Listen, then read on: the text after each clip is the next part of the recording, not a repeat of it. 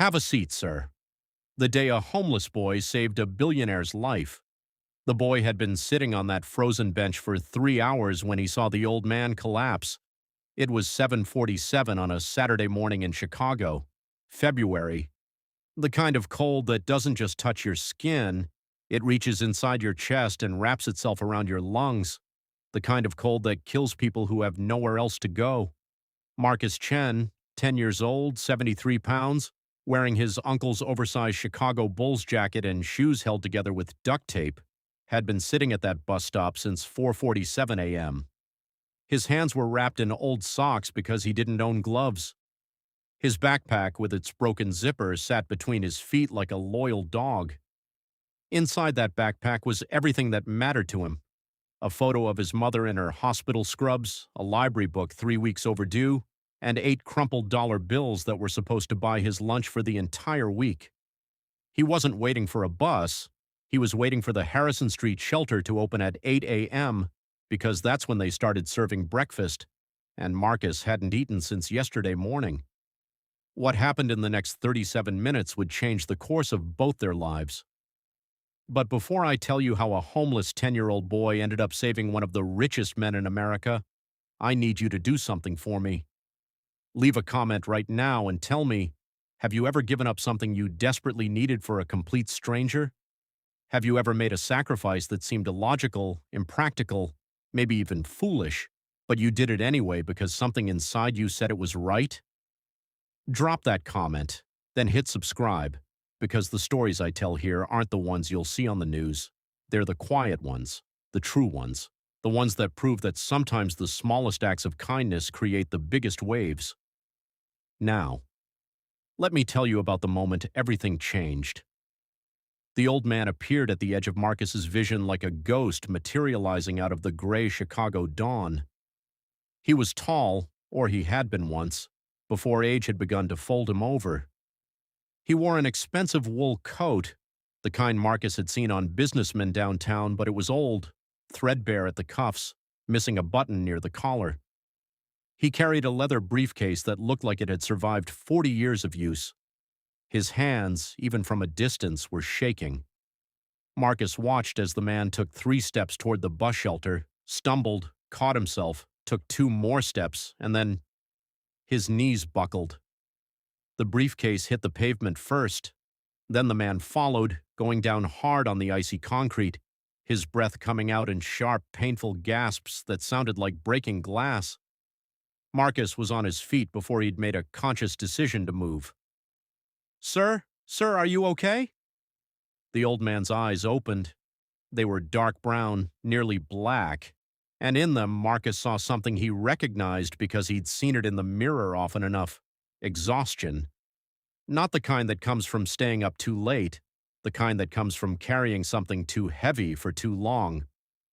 "I'm fine," the man whispered, but his voice was thin as paper. He wasn't fine.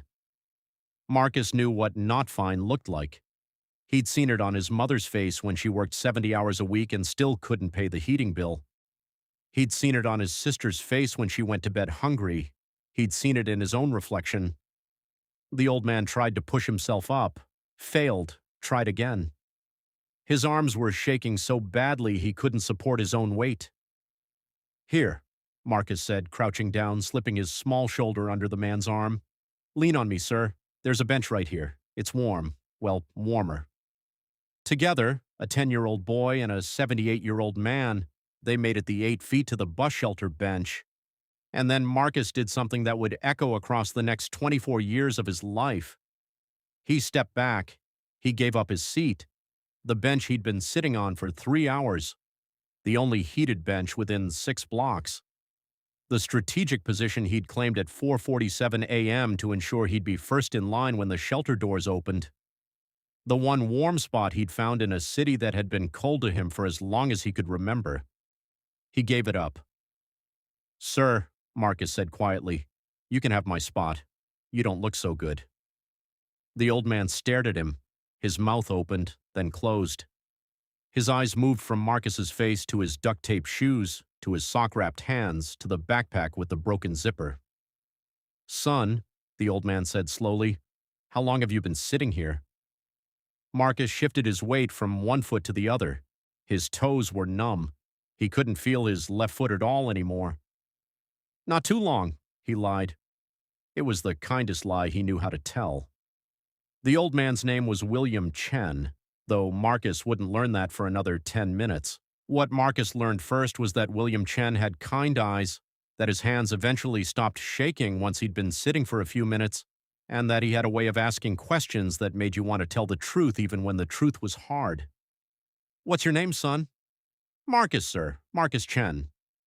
William's eyebrows lifted. Chen? You're Chinese? Half. My mom's black. My dad was… Marcus trailed off, then redirected. It's just me and my mom now, and my little sister, Maya. I see. William's voice was careful, gentle. And where is your mother this morning, Marcus? Working, sir. She's a CNA at Northwestern Memorial, certified nursing assistant, he added in case William didn't know. She works a lot of doubles. Today she's doing a 16-hour shift. And Maya? She's 6. She's at Mrs. Washington's apartment, our neighbor. Mrs. Washington watches her when Mom's working. William nodded slowly.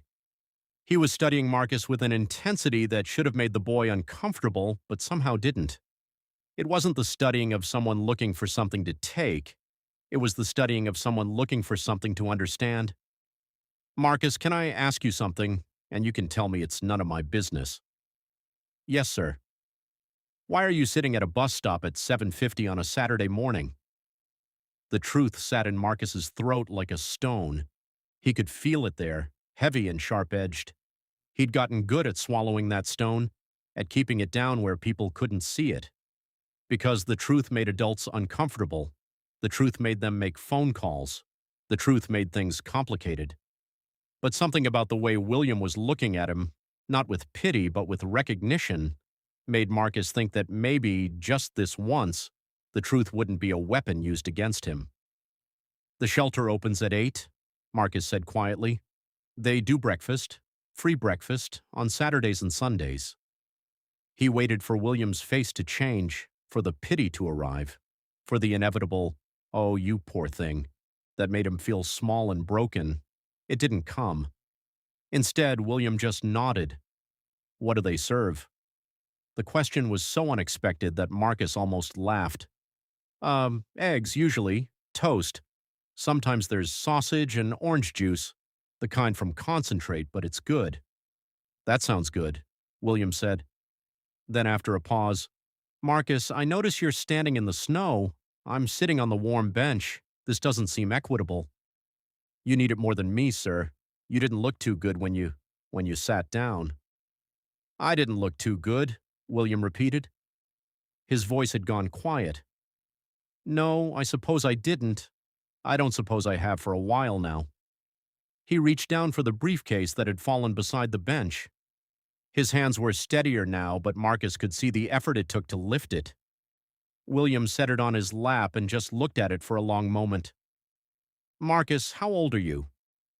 10, sir. Well, 10 3/4. 10 3/4, William echoed. A strange expression crossed his face, something between pain and wonder. When I was 10 3/4, I was you. William Chen opened the briefcase. Inside, Marcus could see there was no laptop, no important documents, no money. Just 3 things: a black and white photograph, a yellowed newspaper clipping, and a sealed envelope. William lifted out the photograph and held it so Marcus could see. This, he said, is my mother, May Chen. This was taken in 1955 in San Francisco. I was 11 years old. See that boy next to her? That's me. Marcus looked. The boy in the photo was thin, wearing clothes that were too big for him. His eyes were serious, old eyes in a young face. Marcus knew those eyes. He saw them in the mirror. My father died when I was 9, William continued. He was a construction worker. He fell from the Golden Gate Bridge. They gave my mother $400 and told her she was lucky to get that much. Marcus said nothing. He understood that some stories needed silence to breathe in.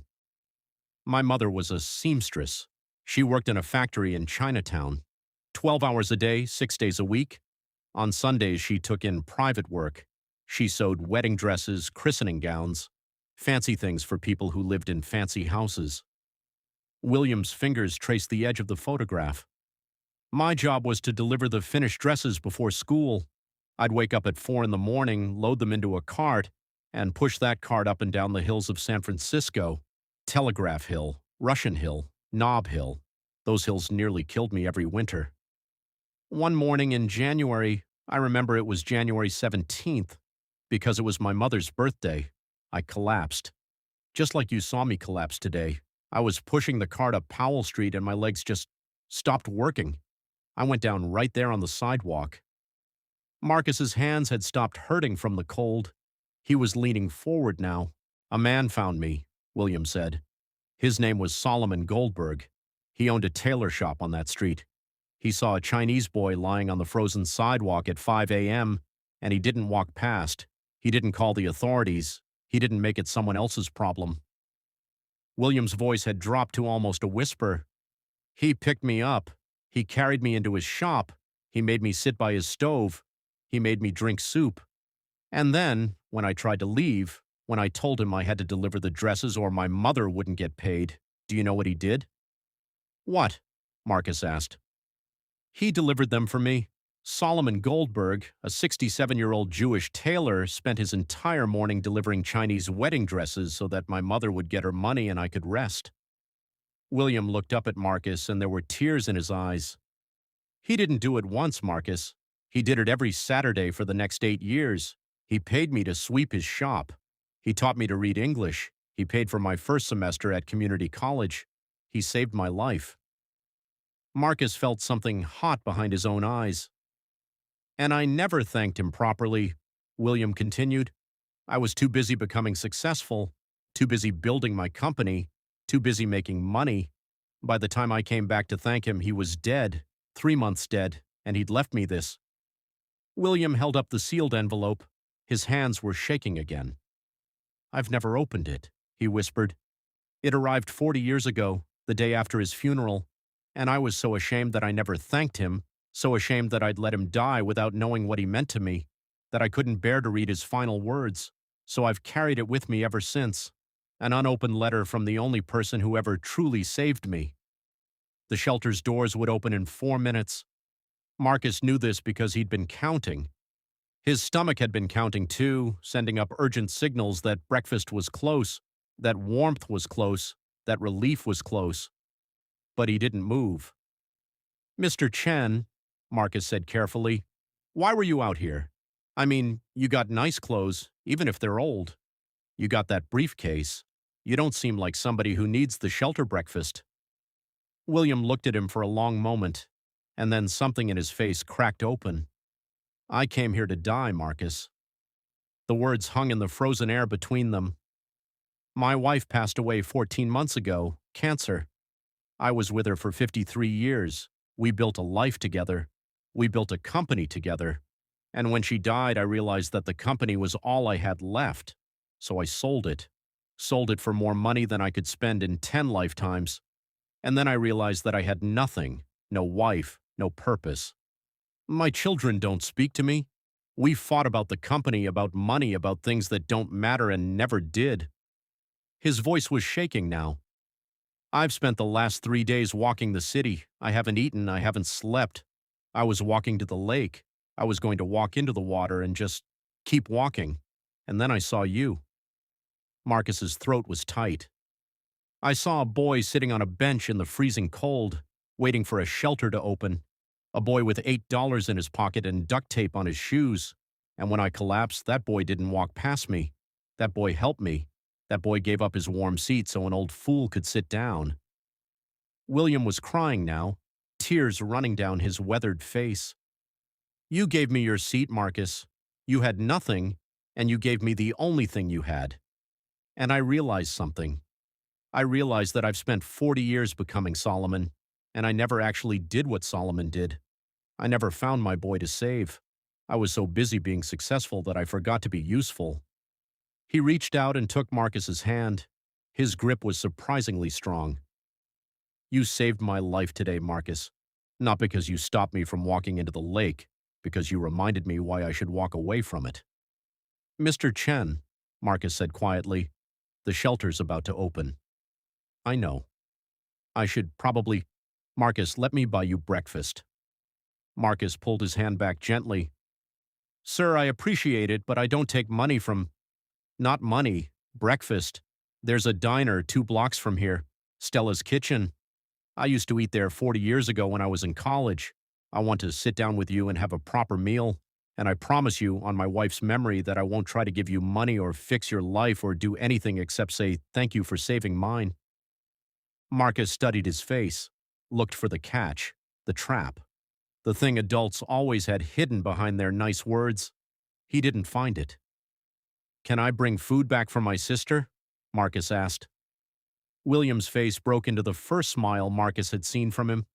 It transformed his whole face, made him look 20 years younger. Son, William said, you can bring back enough food to feed your whole building. Stella's Kitchen hadn't changed in 40 years, and William Chen wept when he walked through the door. The same black and white checkered floor, the same red vinyl booths, the same smell of coffee and bacon grease and possibility. And behind the counter, impossibly, Stella herself, now in her 70s, gray-haired but sharp-eyed, wearing the same style of apron her mother had worn when William had been a hungry college student surviving on free coffee refills. Billy Chen, she said, her voice cutting across the diner. Where the hell have you been? What happened over the next hour was something Marcus would remember for the rest of his life. William ordered him scrambled eggs, toast, pancakes, bacon, hash browns, hot chocolate, and orange juice. Real orange juice, not from concentrate. Marcus protested until William gave him a look that said this wasn't about charity, it was about sharing a meal. They talked. William told him about building his first computer in Solomon's basement, about how he'd sold his first circuit board for $35 and thought he was rich, about meeting his wife Lily at a trade show in 1970 and knowing within 5 minutes that he'd marry her. Marcus told him about his sister Maya, who wanted to be an artist, about his mother Angela, who sang while she worked even when she was exhausted, about the library book in his backpack, a book about engineering that he'd read 7 times because he couldn't afford to buy books, but the library let him keep renewing it. You want to be an engineer? William asked. I want to design better buildings, Marcus said. Buildings where the heat works, where the water's clean, where kids don't get sick from mold. I want to build houses that don't hurt people. William set down his coffee cup very carefully. Marcus, he said, how would you like a job? Sir, I'm 10. Not now, but after school, weekends. I'm going to reopen Solomon's shop, not as a tailor shop, as something new, a place where kids can learn to build things, to create things, to solve problems. And I need someone to help me figure out what kids actually need. I need a chief imagination officer. Marcus stared at him. A what? Someone who imagines what's possible. Someone who sees problems and thinks about solutions. Someone who gave up his seat because it was the right thing to do. William leaned forward. I'm going to hire your mother, too, to run the place. I'll pay her 3 times what she makes at the hospital, and you and Maya will have a warm apartment and food that isn't from a shelter and… Why? Marcus interrupted. The question came out sharp, suspicious. Why would you do all this? William reached into his briefcase. He pulled out the sealed envelope. His hands were steady now. Because 40 years ago someone saved me, and I never got to thank him. But I can thank you, and I can do what he did. He looked at the envelope. And maybe if I do this, I'll have the courage to finally read what he wanted to tell me. William Chen opened Solomon Goldberg's letter at a diner booth in Chicago with a 10-year-old boy and a 70-year-old Greek woman watching. His hand shook as he unfolded the 40-year-old paper. He read it silently first. Then, his voice breaking, he read it aloud. Dear Billy, if you're reading this, I'm already gone. Good. I was getting tired anyway. You owe me nothing. You never did.